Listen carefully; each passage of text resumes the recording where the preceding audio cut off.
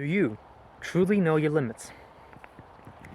Chances are you're probably functioning at maybe 10 to 20% of your true capability and maximum performance in any realm of endeavor that you might partake. So, this time I tell you a story that was about 2-3 years. No, hold on, that was more than that. That was about 4 to 5 years ago when I was roughly 17, I think, to 18, of how I failed miserably in both school and that job at the time, and how that led me to getting to where I am so far, you know. And where I am so far is not too far, but I've certainly come a long way in how well I can work, how much I can work, how much work I can get done in any given day. And when I look back, it's night and day. That rhymes somehow. So, about 5 years ago, when I was 17 to 18 years old, I had school debt, not university debt, high school debt. How I got there, I could talk about sometime later, but the point is, we couldn't really afford it, and we were going in debt with each year, and it was pretty expensive too. It was like 4,000 or so pounds a year, which is, for school, it's kind of expensive. And it was not bad school. It was not a bad school. The teachers were nice, the people were nice, but for the place where we were living and for almost non-existent income, that was pretty fucking expensive. And I didn't really even have a choice because no other public school could take me because of some circumstances of where I live. So at that point, my mother had a friend, and she was trying to build out a website. The details of what she was building does not really matter, but she came to my mother and she was talking about it or mentioned it to her, and then she mentioned me, like, "Oh, you're trying to build this website. I have my son knows something. He can probably do work for you." So then, and to be honest, as I even started to talk about it, I kind of feel bad. I still feel bad about failing miserably, but we'll talk about it later. The girl, or the woman, I mean, she's a young girl still at the time, she decided to talk to me about it and see how she would like to do the project. Now, I've done a mistake, and probably one of the best decisions I've made at the same time. It's one of the biggest mistakes and best decisions I've ever made at the same time. There's not many of those that exist in real life, and you'll be thinking, like, how the hell does that really happen? So I sat down at a table with her.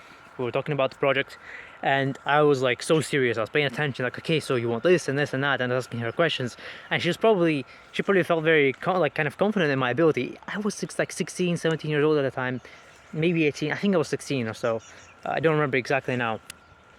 But the point is, she felt confident in my ability to program. And in reality, what I was thinking in my head was like, okay, I don't know like more than half of this shit, and I was just basing it off of the my ability to learn. I was like, okay, I could learn, right? I have plenty of time.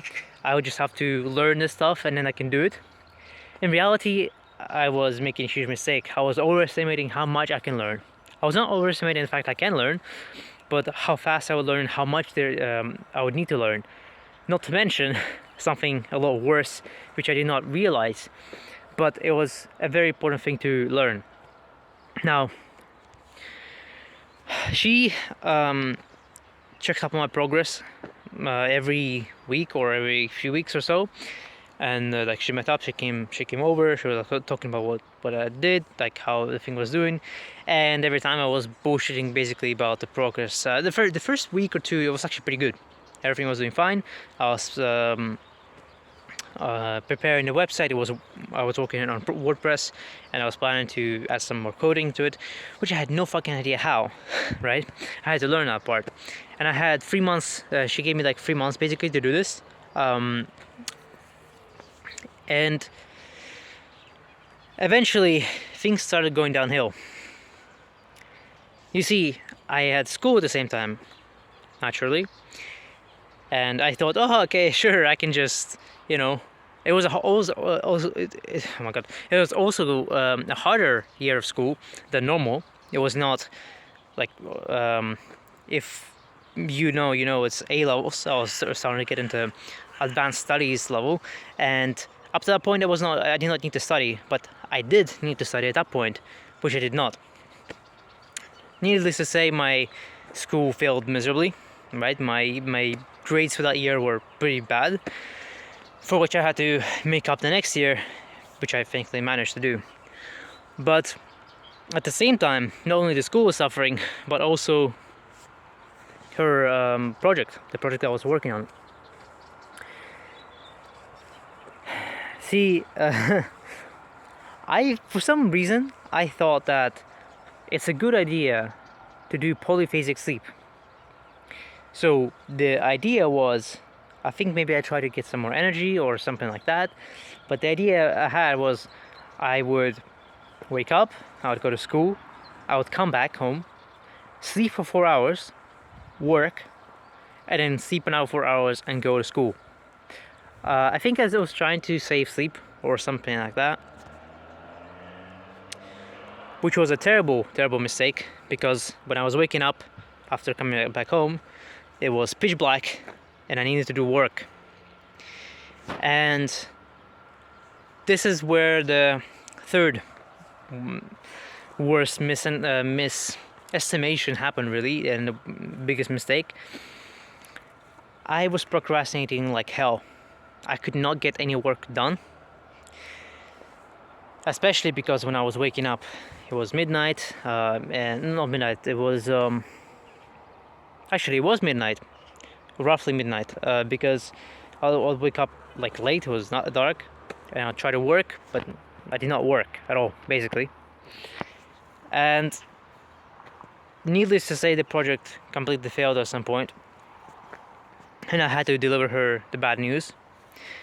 And she did pay me partially, which was just enough to then travel to Russia, contribute some money at least, to stay with my brother and update my passport.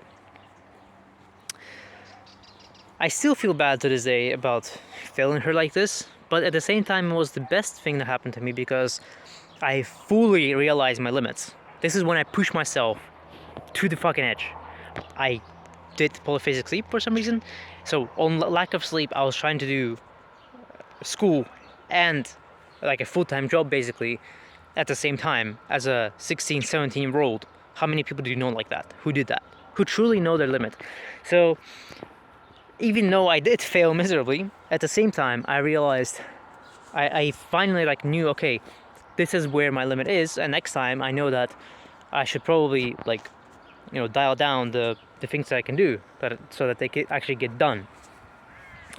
So I was pretty much overambitious over my own abilities and over the things that are possible. And so, following that year, I obviously regained my grades. I was studying hard with the help of teachers back then. And of course, I stopped polyphasic sleep because I was really dumb to do in the first place. But following that, I truly realize where I lie in my limits. First of all, you learn really what is possible, because you try to think, okay, I couldn't do this, but what if it was possible? What if I could work that much? But I'm here, right? So now okay, so let's grab things that are possible, right? You cannot start a 10 out of 10 difficulty challenge when you only have 3 out of 10 skill. So you have to start somewhere and slowly go up. And that's literally what happened over time, as I started to genuinely think of things that could help me. So trying in itself, and this is what most people don't realize about also discipline, and this whole video is connected to my previous one. We should definitely watch that one as well, because it's pretty much has direct connection to this. What I realized also about discipline is that you may not feel like it, but when you genuinely try, the effort, the part about improving your discipline is genuinely trying to work. You may not be able to, right? You sit down at your desk and you think holy shit, I have 8 hours of work to do and I managed to do it in 3. But if every day you sit down and you genuinely try, right, and you genuinely put in the effort of trying to improve, trying to put in more effort in various ways, you will eventually slowly, little by little, be able to do more work. And that's exactly what happened, because if I look back on time, I'm like, well, I could maybe be 20-30% efficient, and now I can be 30-40% efficient, maybe 50 even sometimes, right, more consistently. And if I stack that on top of the thing I mentioned in the last video of like going to cafe and doing things that genuinely help me, things like meditation, things like taking certain supplements, looking after my health, going to the gym, all those things add up, all those things help. And then eventually you manage to get a lot more things done and do a lot more work. So learning your own limitations can actually help you to realize where you can be. Now, there's a lot of people who simply don't even know their limitations. They haven't really pushed themselves to the point where you really feel like you're like on the edge and you're trying. Like, they're too scared to take on projects that are for me it was easy because I was just overly ambitious. I had those kind of I don't know, that kind of maybe almost blind confidence in my abilities and skills to take on a bigger project. But a lot of people out there don't even want to take a bigger project because they're just scared to fail, right? And then that fear of failure prevents them from really trying bigger things and even smaller things at some point.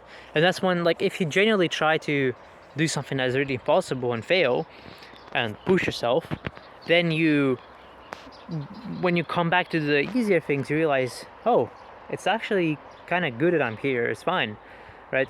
There's a long way to go, so do not feel like you need to suddenly appear somewhere and push us. Like, the discipline that people have is built up like over time. As long as you're genuinely trying, as long as you're definitely like genuinely working on yourself, you will get there. But knowing your limits is also very important to for setting projects and deadlines that are genuinely possible for you to complete. This is important for just life in general, because it's fine to fail big things once or twice and then be like, well, even more than that, but as long as you're close to completing it, just to figure out where you're standing in your possibilities. But to actually function and succeed in life, you do need to finish. You need to be able to complete certain things, and it's fine if, like, as I was referring to a challenge level, it's fine if level 1 challenge is what you can manage.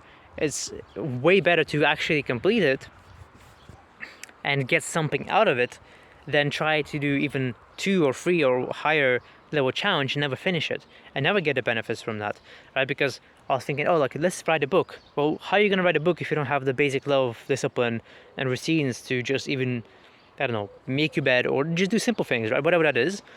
If you don't have those built in, how are you going to do higher level tasks? You cannot.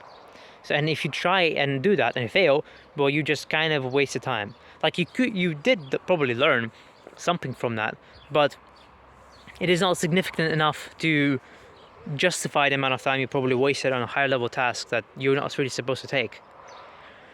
Now, some people just stay at level 1. The reason I'm saying that you should figure out your limits is because some people just stay at level 1 or level 2 of challenge out of 10, and then they never like level up. They never get to the point because they don't even push themselves. They don't realize what is possible, and they don't reach for a better life than they can. And listen, there's nothing wrong with I guess normal mediocre life of whatever that is, but I think it's not fine to generally not try to work on yourself and improve yourself, because that is literally kind of the point of life almost, if you really think about it.